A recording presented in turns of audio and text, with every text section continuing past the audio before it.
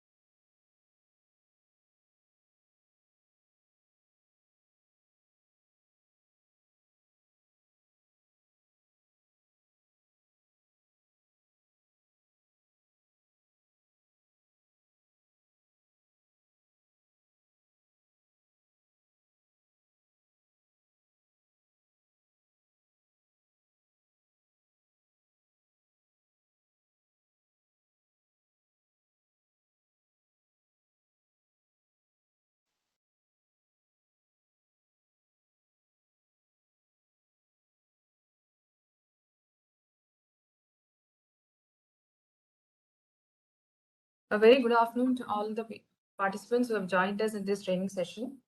I'm Shiva Shivakumar, the coordinator with ISEC. So this training sessions are held as a part of the Sainya Ranakshetram, which is the Indian Army annual cybersecurity hackathon, which is organized by the Military College of Telecommunication Engineering, Rashtriya Raksha University, and Information Sharing and Analysis Center, or ISEC. It's a battlefield where you can prove your cybersecurity skills to defend your country from cyber attacks. As a part of this hackathon, we are providing you with free hands-on workshops which are conducted to upskill the participants for competing. So get started by attending these free workshops from the mentors. Undergraduate Indian engineering students and defense personnel can apply for this hackathon. It's a free event and one will be issued a certificate of participation if you reach the third level. There is also an opportunity to win prizes worth 15 lakhs and national recognition to the winners. Registrations are open till November 10th. You can also interact with our mentors in the community forums and attend free workshops to upskill yourself. Today's session is Secure Coding and Malware Analysis, and the instructor for this program is Mr. Vivek Parekh. Vivek is an expert in reverse engineering, malware analysis, secure coding, and network exploitation. Vivek is also a part of CyberRange and is a national cybersecurity database certified reverse engineering expert. Over to you, Vivek. Vivek, are you there? Just give me 5 minutes. Okay, fine, Vivek. Just let me know once you're ready. Yeah.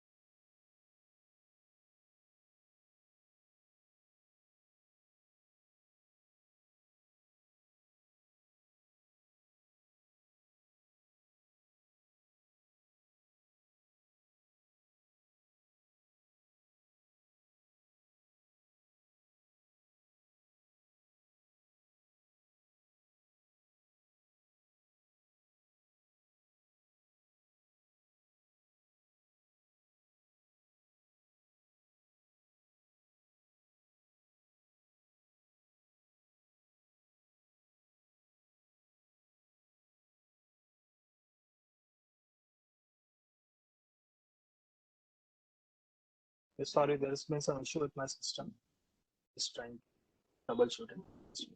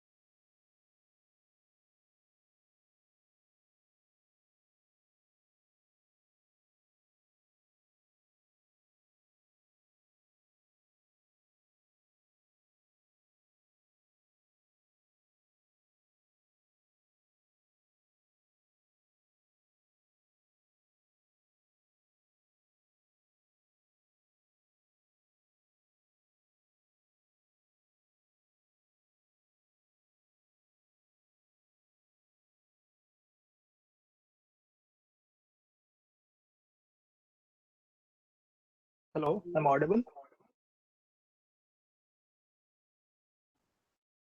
Yes, Vivek, you are.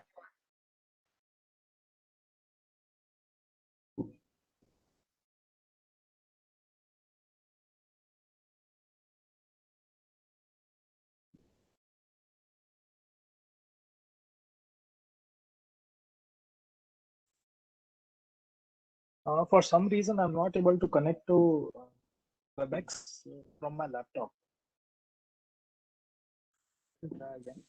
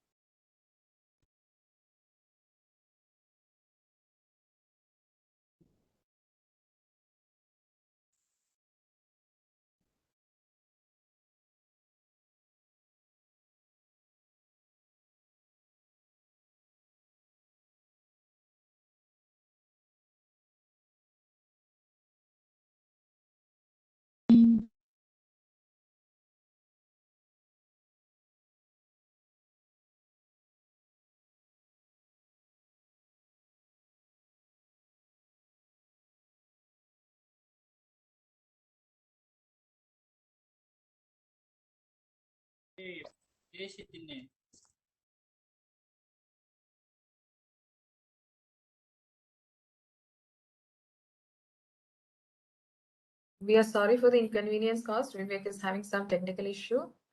He'll be joining us soon.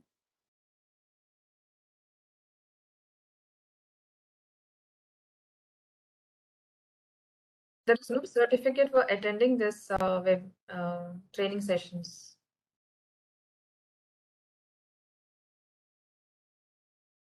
Okay, so I guess it's looks all right now. Yeah. So it's hello. visible. Yeah, it's visible.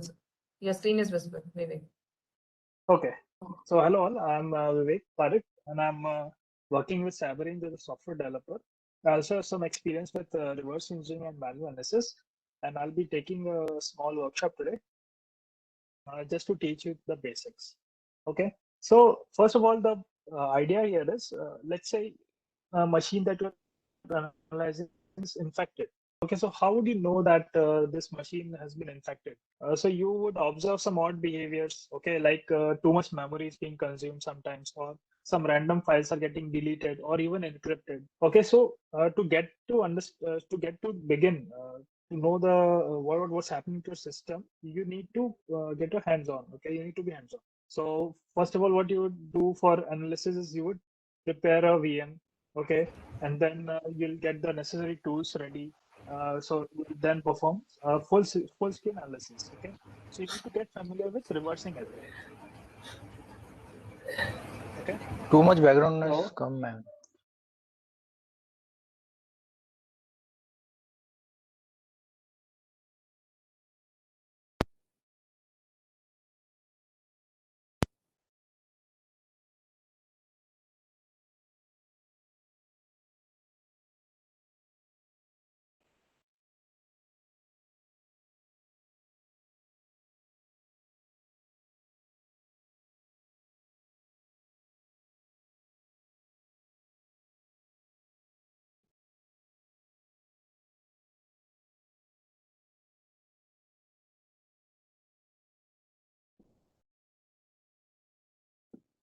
Is it okay now? The noise? Yes, Vivek, we can hear Yes, you. sir.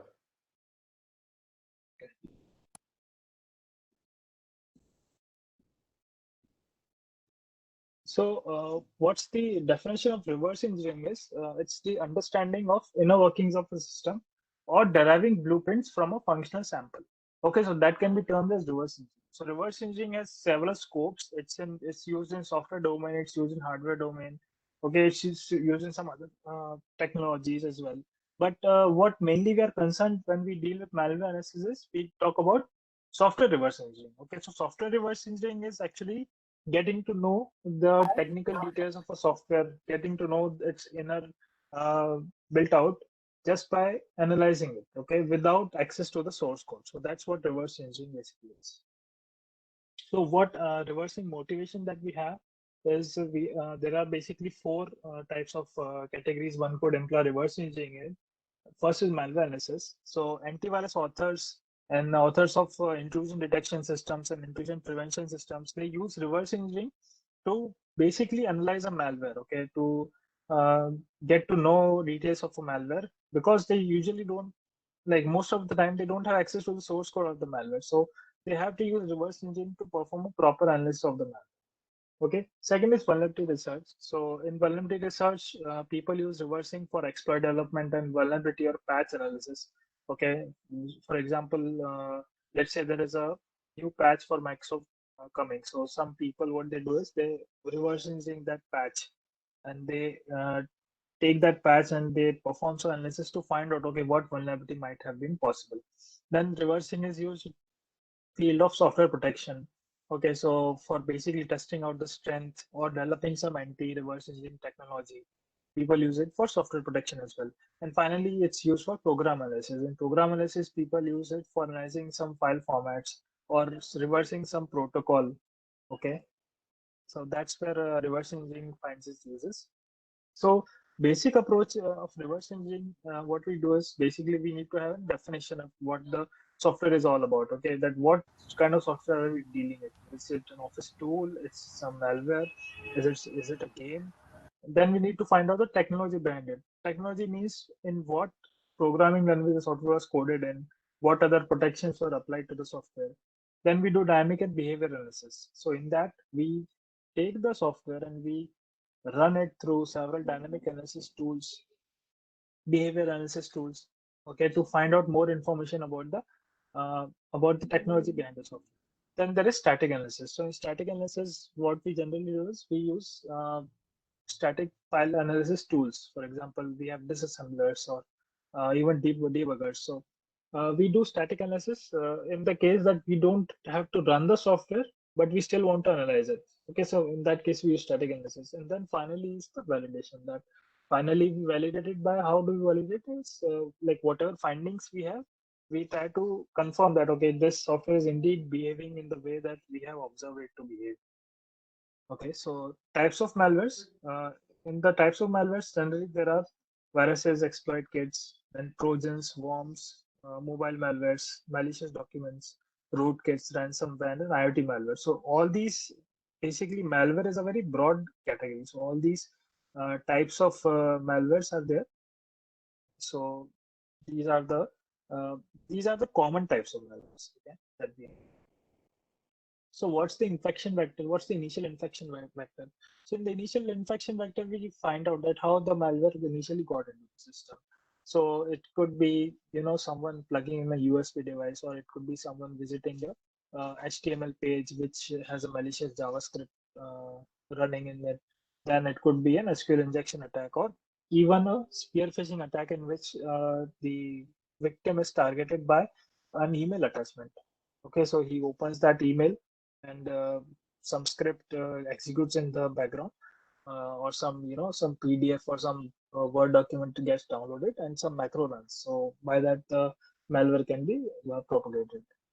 Okay, so these type of customized attack when combined with malware are very successful. Okay, so that's the initial infection vector. So what's the traditional malware infection chain? So we could have a malicious attachment, we could have a file downloaded from malicious website, or we could have an exploit running, targeting some service on our system, or finally there could be the case that someone plugged in a USB and the auto run, it gets auto run. Okay, so what in all these cases, what happens? The file gets returned to the disk, and then even after scanning the file by antivirus program, the file may be able to propagate further to the system, and then the payload gets what happens is the payload gets executed. So okay, so question is what's payload? So payload is anything that gets downloaded and triggered. Okay, so for example, let's say if it's an office attachment. Okay, so let's say if it's an office attachment. So in that attachment, there could be some hidden macro. Okay, so that macro might contain some malicious code. Okay, that code gets executed on the system. Okay, so that's what payload is. Payload is just a part and parcel of a infection chain. Okay. So how to go about setting up your analysis environment? So you first of all, to begin to analyze a malicious software, you need to install and configure a Windows virtual machine. So like whatever analysis you do, you should never do the analysis, even it's a static analysis. Even in that case, you should never do it on your host system. Always use a virtual machine because you are safeguarded against any unseen uh, malicious activity. Okay, then you need to isolate the VM network. Okay, then you need to install some common tools for analysis. For example, in Linux, mainly Ubuntu and Debian, we have apt package manager. Similarly, for Windows, there is a Chocolatey package manager. So by using this package manager, you can install some common tools. Okay, and then you need to learn how to capture network traffic from a Windows 10 view. Okay, for capturing the network traffic, you might use tools like Wireshark or TCP dump. You could use tools like that. Okay, so now let's talk about the PE and ELF format. So PE is your portable executable format, and ELF is executable and linkable format. So portable executable format is generally used on Windows, and ELF format is used on Linux. Okay, so mainly we'll be dealing with the PE format because most malwares that are there in the wild they target Windows. Okay? So there are some Linux malwares as well, but we'll be focusing on Windows malwares. So why no voice? Are you not able to hear me? Audible you are. Okay. Maybe it's with one person, Vivek. Others are able to hear. Okay. So our target is like why we should study about portable executable format. So mainly the knowledge about them is essential for performing static analysis. Okay, so in some cases we don't have the source code of a binary, then in that case portable executable format is our friend. Okay, and even while performing dynamic analysis and while running a malicious program under a debugger, if you know about the portable executable format, the file headers, they help in overcoming problems during debugging. Okay, so portable executable format is format used for executables, executable code, DLLs, both in 32-bit and 64-bit versions of Windows. Okay, so portable is again the format's versatility in numerous environments. So the definition of PE format is it's a data structure that encapsulates the information necessary for Windows OS loader to parse the code. Okay. So again, this could have the PE format might contain dynamic library references, API export and import tables, and resource section. Okay, so that's the definition of portable executable. So what's the structure looks like for portable executable? On the top, we have the MZ header, the DOS header. The DOS stub is there. So if you take any executable that runs on Windows 7 or Windows 10, and if you try to run it in under MS-DOS, then you would get this message that the program cannot be run in DOS mode. Then there is PE file header, which defines the executable as a PE. Then we have the image optional header. and there is a section table and sections. So image optional header, it stores information about the executable like subsystem and entry point. Then there is section table that tells us how to load the executable in memory. Then finally, there are code and data sections. Okay. I'll just show you a very good diagram of P.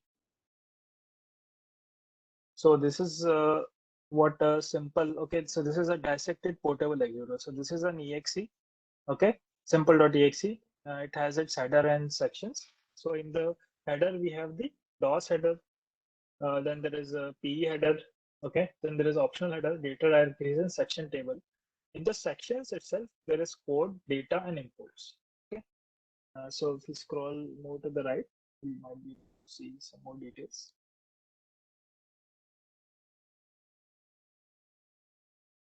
So in the DOS header, there is the portable executable file always begins with two ASCII letters, M and Z. Okay, so even if you try to, you'll get the link in the slides. Okay, the slides will be shared with you. So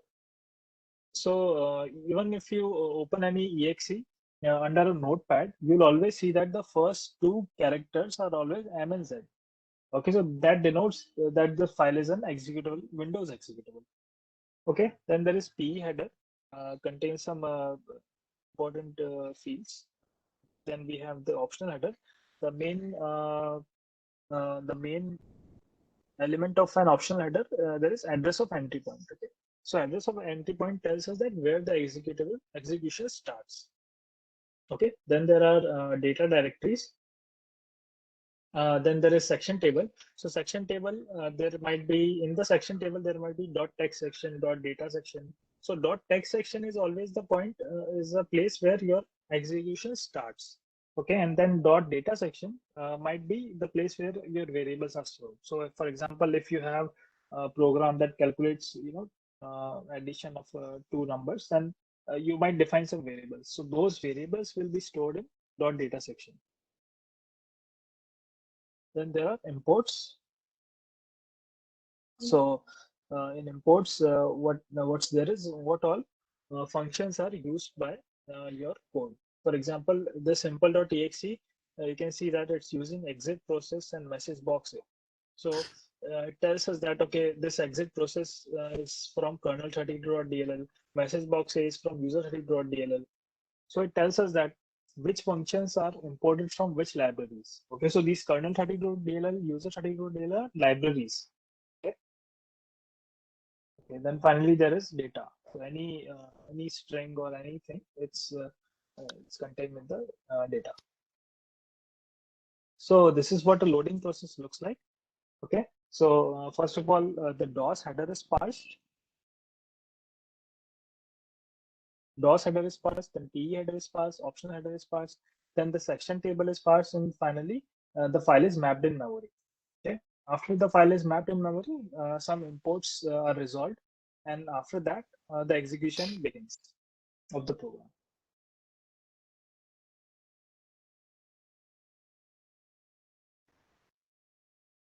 Okay, so as I told you, the PE file format, there is DOS header, NT header, section header, and sections. So PE header, it contains the information the OS requires to run the executable. This information is quite useful because it tells us the functionality of the malware and how the malware interacts with the OS. So why PE header is important? It's because it contains all the important and necessary information required by the OS to execute the binary. Okay. So it also tells us the Windows OS that where to load the executable.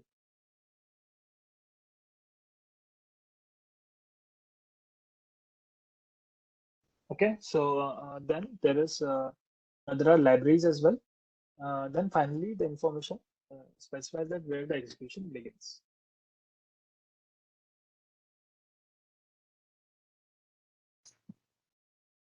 So analyzing the PE header. So in static analysis, what we are usually looking for is information about the executable that gives us a glimpse of its functionality. So what information are we interested in? It might be compiler timestamp, sections. Sections tell us that is the executable packed or any inconsistent permissions are there. Then the libraries and imports are being used. what all strings are present in the binary. So for analyzing the PE files, we generally use PEBear or PE Studio. Let me just give you a demo of PE Studio in PEBear. So this is the PEBear tool that I downloaded. Okay. I'll just take one file and try to load it in PEBear. Okay, so this is the file that we have. This is what it looks like. Okay. So we have the DOS header, we have the DOS stub, then there are NT headers, as I told, signature, file header, optional header. Okay, then there are section headers as well. And then there are sections. So dot text section is where your code gets executed. Dot data section might contain some variables and strings. Okay, so this is what a file looks like when opened in PEBear. Now let's try to open this in PE Studio. So we do the same thing. We open this file in PE Studio. So PE Studio tells us a lot of important things. For example, PE Studio has very nice field called indicators. So indicators tells us that, okay, what are the indications that are there that are hinting that this file might be malicious. So this file is scored by VirusTotal, because if you see the VirusTotal score here, you'll observe that 41 out of 68 antiviruses are detecting this file as malicious. So that's why this indicator is saying that this file is scored by VirusTotal, and there are strings in this file. Okay, then there are several such indicators. So the indicators help us in getting to know the extent to which the file could be malicious. Okay, then there is DOS header, DOS stub. Okay, now the important thing is blacklisted libraries here. Okay, so if you try to see, it says that this wininet.dll is blacklisted. Okay, so what all imports are blacklisted as well, it is shown here. So you can see that some of these imports, some of these functions are blacklisted. So what it means is this binary, this particular exe is calling some functions which are blacklisted, that these functions might be used to perform some malicious actions. For example, we have an internet read file. Okay, then there is internet get connected state.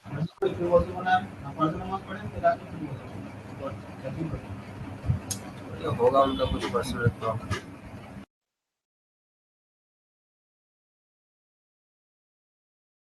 Okay, so internet read file. Then there are internet get connected state. So all these tell us that, okay, these are the some blacklisted functions that this binary is using. Okay, then finally there are strings. So strings tell us that what all ASCII strings are there in the binary. For example, we can see that this particular file contains some URL pattern.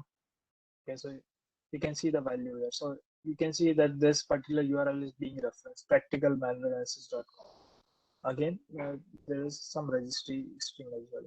So these strings tell us that, okay, these are the behaviors that this exe might exhibit. Okay, that was a demo of PEBear and PE Studio. So this is what a malicious file when opened in PE Studio looks like. Now we come on to x86 architecture in assembly. So x86 architecture, basically why we would need this architecture in the first place, why we need to study is the malware that we are analyzing, right? Windows malware. So when we open it under a static analysis tool, we would never see the source code. Okay, we would see the source code, but it won't be the actual source code. It would be a convoluted form of a source code. Uh, it would be a compiled form of the source code. So that's why we need to study x86 architecture. So in that there are registers, stack, and CPU privilege modes. So x86 architecture, it was designed by Intel during 1978. So it is of type CISC, complex instruction set computer. So there is another architecture called RISC, which is reduced instruction set computer, that is currently used in ARM architectures. But your Intel and AMD architecture, both 32 and 64-bit, they use CISC type of architecture. Okay, so this particular architecture also supports multitasking. Okay, and the memory model it uses is protected memory model. It has paging and segmentation. And there are several bitness of this particular architecture. There could be 16-bit architectures which were used in the DOS era. Then was 32-bit architecture was used in the times of Windows XP and Windows 7. Then there is 64-bit architecture which is used in Windows 10. So CPU registers. So these are the types of CPU registers. We have general purpose registers, segment registers, instruction pointer register, and control register. So the important one, the most important here is the instruction pointer register EIP. So EIP tells us that what's the currently executed instruction is. Okay, so what instruction is currently going to execute? So EIP always points to the instruction that will be executed next. Okay. So these are the general purpose registers. So we have the EX, which is the accumulator register. Then there is EDX. ECX is the counter register. EDX is for data register. ESI and EDI are generally used when doing memory operations. So when you have your when you are copying a memory from one place to another, for example, using a function called strcpy, then in the background, in the assembly language, what will happen is ESI and EDI registers will be used. And there is ESP and EBP. So ESP always points to the top of your stack, and EBP is your stack frame register. So then we have the 64-bit registers. So what happens in 64-bit is the E is replaced by the word R.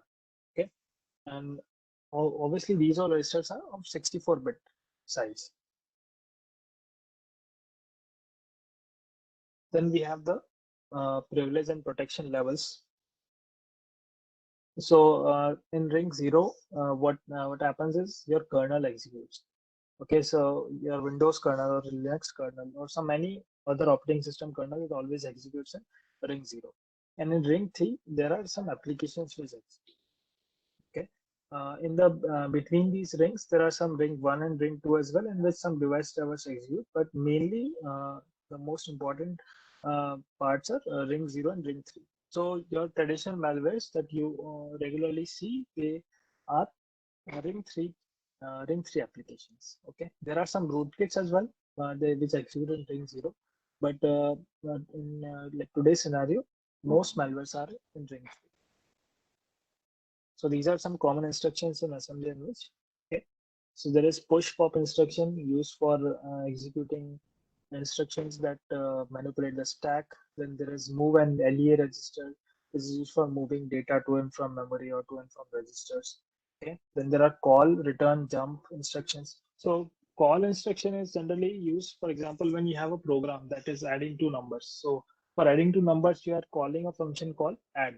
Okay, so whenever you call that add function in the assembly language, what happens is the CPU always jumps to a call instruction. So that call instruction takes the CPU to a place where the code for add instruction is there. Okay, then when that particular add function has been completed, after that the return instruction is called, which is RET instruction. So RET will take the CPU back to the place where it was before it executed the call instruction. Okay, then there are some other important instructions as well. For example, AND, XOR, and NOT. They are used for doing logical comparisons. Then for doing mathematical operations, we have add, subtraction, multiply operations. Okay. Then there are for interrupt, we use int instructions. So I have given a link here, so you could go to that link and get more details about these instructions. So this is what a call stack looks like. Okay, whenever call function takes place, this is what happens. So let's say you have a sub function. Okay, before that.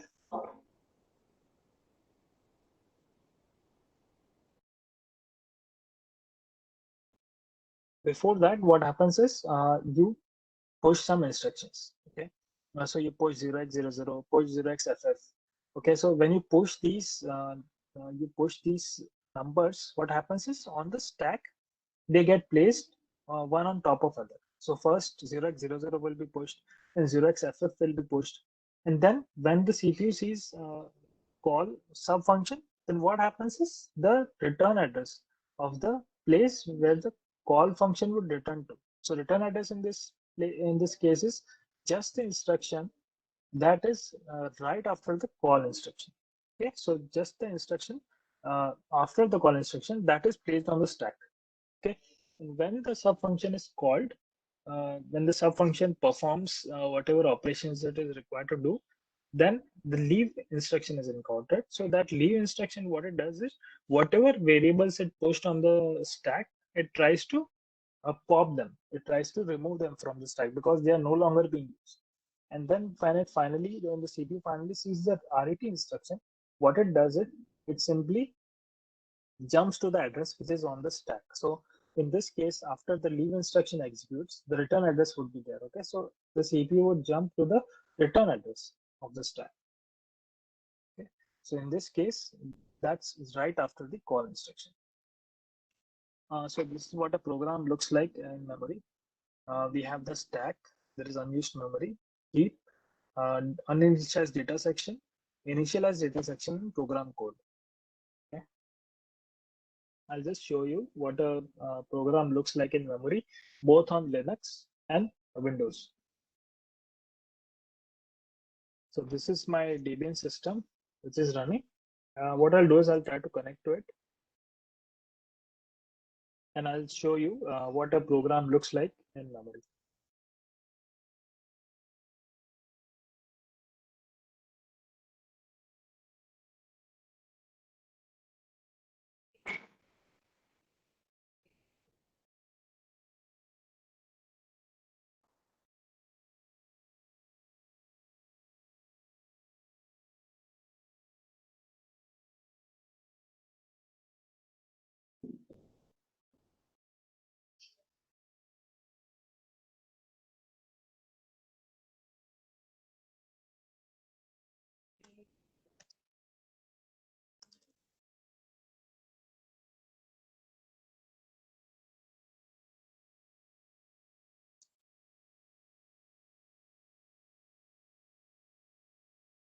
Okay, so I have a simple program, add.c.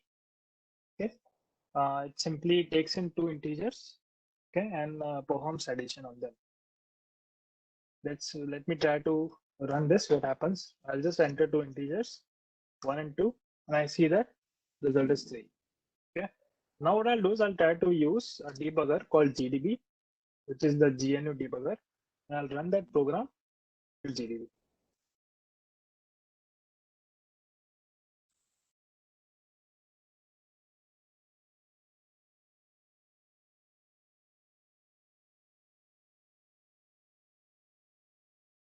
What I'll do is I'll just try to start the program.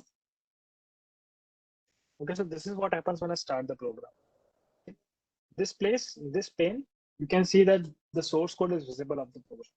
So in this case, the source code is visible only because I have compiled this program with debug information enabled. Okay, so that's why you're able to see the source code. Then there is stack, as I told you. So ESP always points to the top of the stack, and EBP is your frame pointer, okay, which will point to the base of the function. Then your disassembly is there. So as I told you, right, all the assembly instructions. This is the Intel syntax. This is the Intel syntax. So as I told you, the disassembly contains all your assembly instructions which are there. Okay. So you have your call instruction. You can see that this is calling printf. Okay.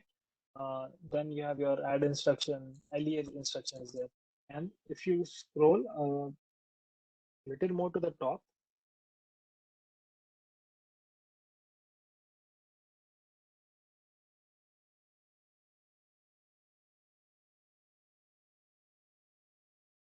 you go to the top, you will see that there are several registers which are there. Okay, so you have your EX, EBX, ECX, your EIP is there. So you can see this EIP is currently pointed to this address. So this address is the place where the next instruction will be executed. So this is the place. So sub ESP 0xC. This is the place where the instruction will get executed. Okay. Now, what I wanted to show you, what a program looks like in memory. So we type this instruction, and this is what a program looks like. So you have So you have your main program, which is called add. Okay, there are several libraries it is loading. Okay, and then there is this ld.so and libc.so. So this is what a program looks like in memory.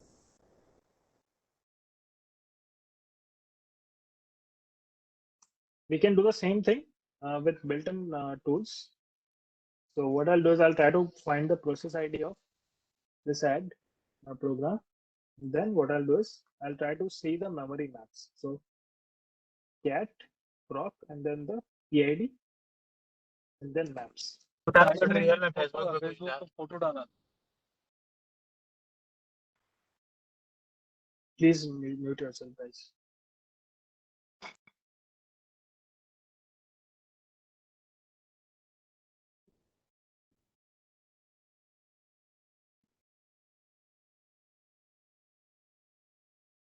Okay, so this is what the program looks like in memory.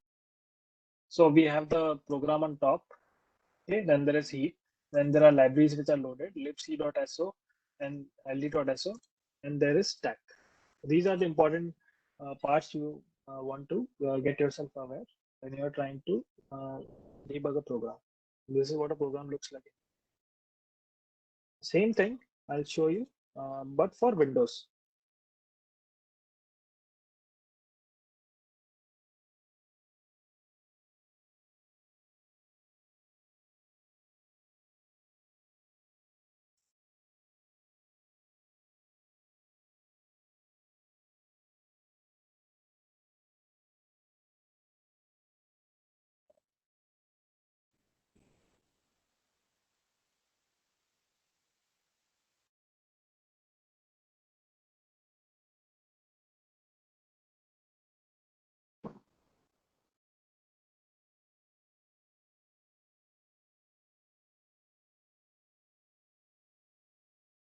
So here on Windows, I have a debugger X34, X32DBG. Okay. So what it will do, it will execute whatever program that we pass to it.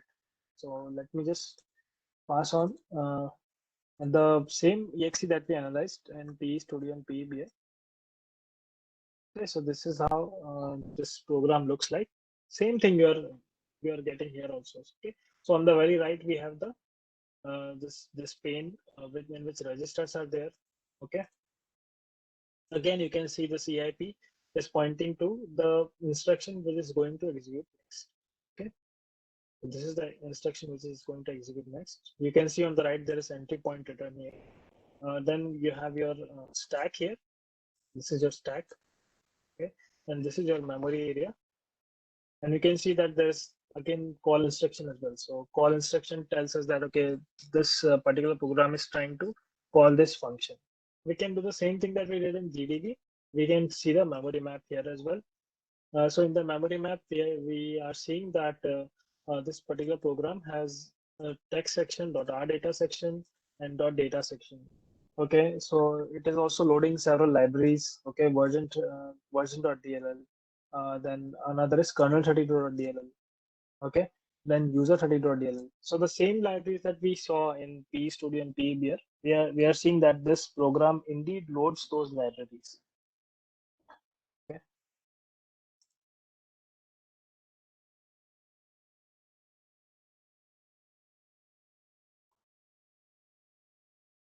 Okay, so I showed you before the GDB view.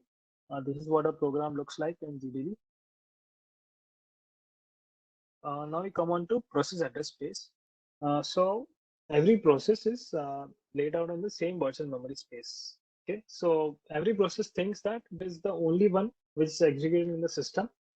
That's due to the fact that it's the operating systems use a concept called virtual memory.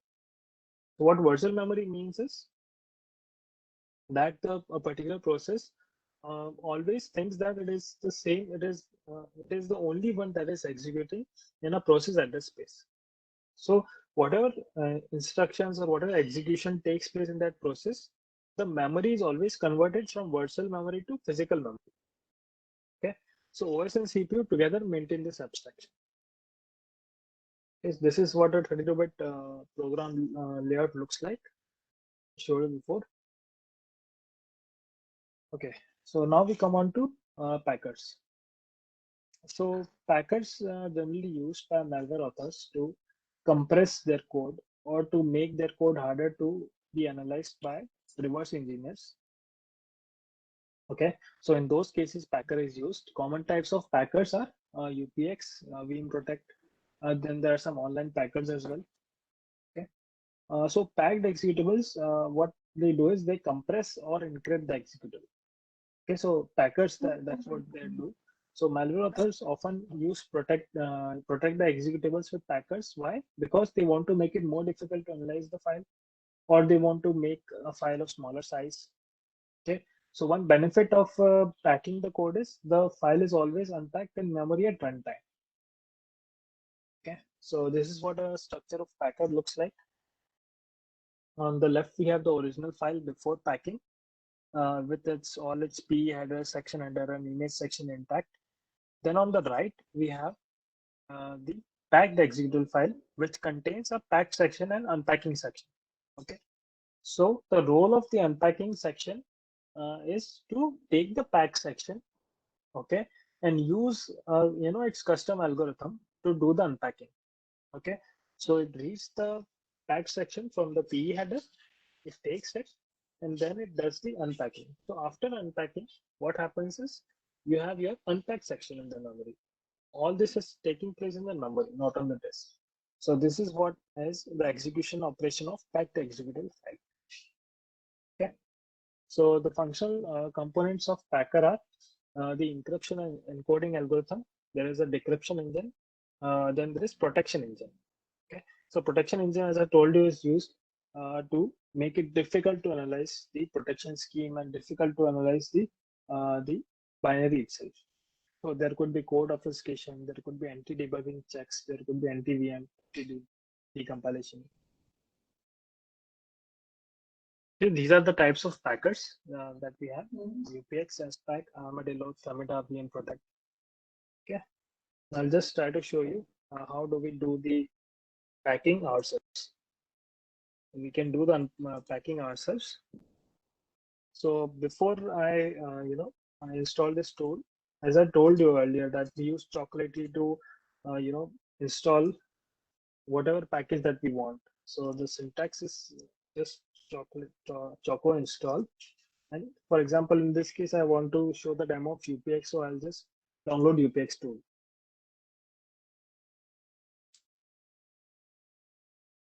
So you can see that it says that UPX is already installed. Okay.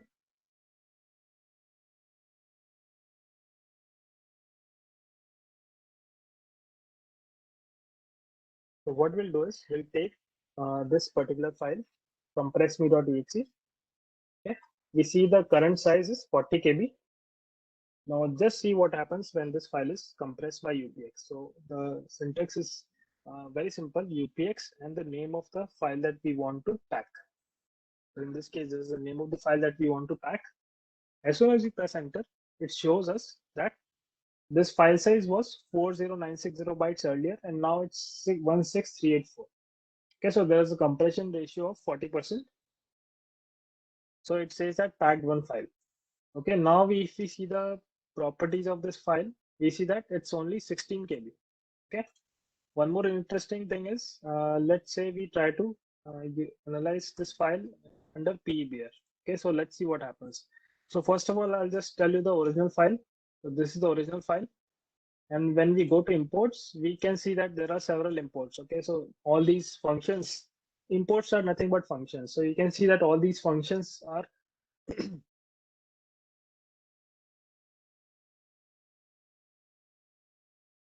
so you can see that all these functions are loaded by this particular file. Okay, so you can see that these are the functions, and this is the DLLs that are loaded by the binary. Now we do the same thing, but for a packed file. So let me just try to open a packed file here. Now when we go to import section, what you're seeing, you are not seeing any of those, internet read file and all those functions which were there. And even in kernel30.dll, there are only 4 KPIs now, 4 functions now. So this tells us that this file is tagged now. Okay. Now, what we can do is we can do the unpacking also. So for unpacking the file, we do the reverse. So what we do, we supply a -d switch and the name of the file that we tagged. Okay. So let me just try to unpack this. So now you will see that the file size was earlier 16384. Now it is changed to 40960. Here also you can see. Okay, so if you want to know what kind of packer is being used, you can use this very nice tool called Detected Easy. Okay, just open this.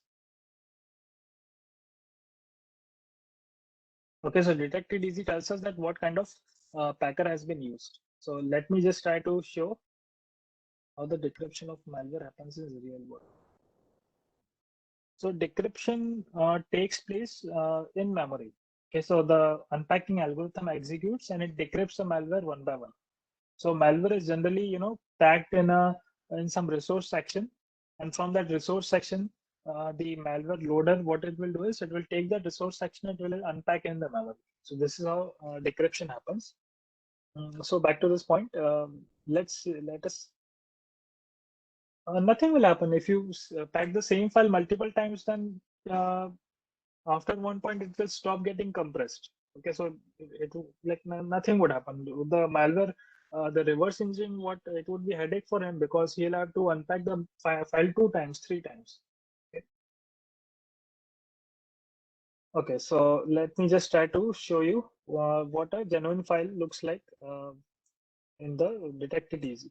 So it is telling us that, okay, this compiler is being used, this linker is being used. Now let me try to pack the file and see what happens. So I'll just try to pack the file again. And now I open it under Detected Easy. So it tells me that, okay, this particular packer is UPX. So this is how you can identify whether a file is packed or not and which kind of packer has been used to pack this file. Okay. So there are some online antivirus and sandboxes as well. So if you don't want to get into the trouble of analyzing a file by yourself, then you can use these online antiviruses. I'll just show you a demo.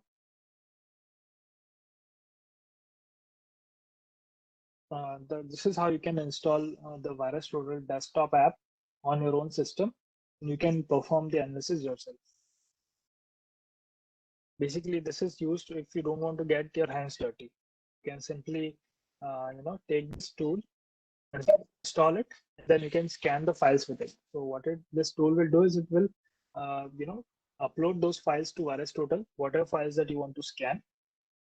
Okay, and then VirusTotal will tell you the score of the file. So here you can see that I'm taking all these 5 files and I'm sending them to VirusTotal. So the results will be automatically be opened in the browser.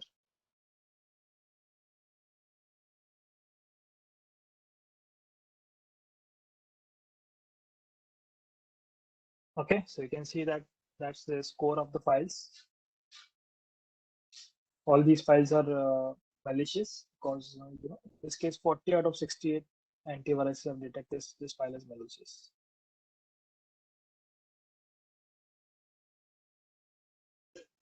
And there is a very popular tool called Cuckoo Sandbox, which can be used to analyze our files.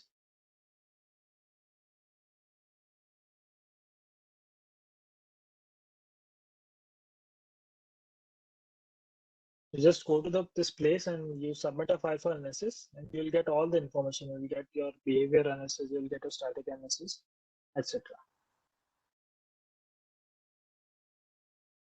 Okay, so that was it for the presentation. If you have any questions, let me know. We'll get the slides.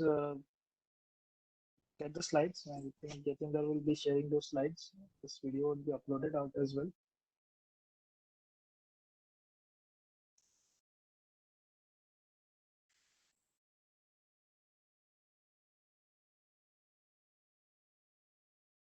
Yes, slides will be shared as well.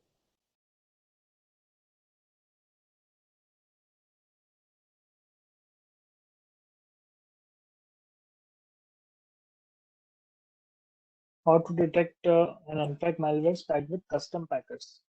So for custom packers, what you need to do is you need to open the file in a debugger, okay, and then you need to figure out the algorithm, okay, and then what you need to do is you need to jump at the point, okay, that begins right after the unpacking takes place, okay.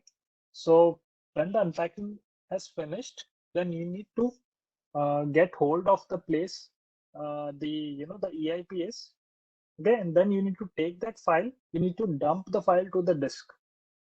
After dumping the file to the disk, you need to fix the imports. Okay, so this is all advanced malware analysis. So after you have done that, you'll get your unpacked file on the disk. Then you can perform your static analysis on the unpacked file. Yes, this is how you unpack malwares with custom packers. For sample malwares,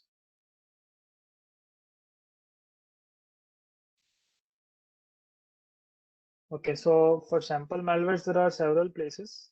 There is this.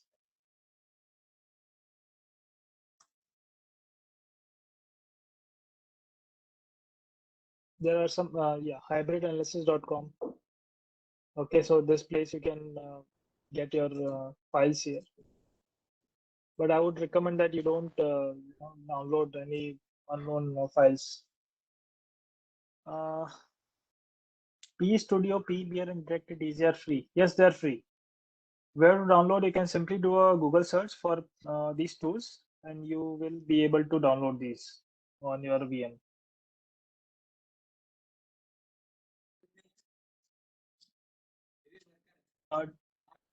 Difference between zipped and packed file. So the packing algorithm differs. Okay, the intention differs. You generally pack a file to hinder reverse engineering, but you zip a file only to reduce its size. So that's the difference. How do I know my system is secure? I guess there is no short way to know how your system is secure. Okay. Now what you can do is maybe keep yourself updated. Your antivirus definition should be updated. Okay. In level 1 and level 2, you have to reverse engineer. Sorry, I'm not aware of that. Website scanning malwares. So in case of botnets, what happens is these malwares, they perform a mass scan of several services running on the internet. Okay, so those are the your website scanning malwares.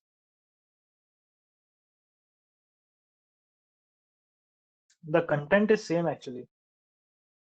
So every Sunday the content is same. There are teach. So if you have attended this session, then it's fine.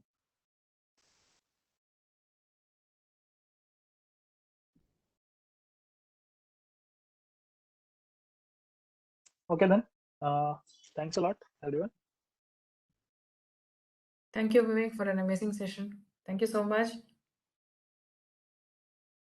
Thanks a lot.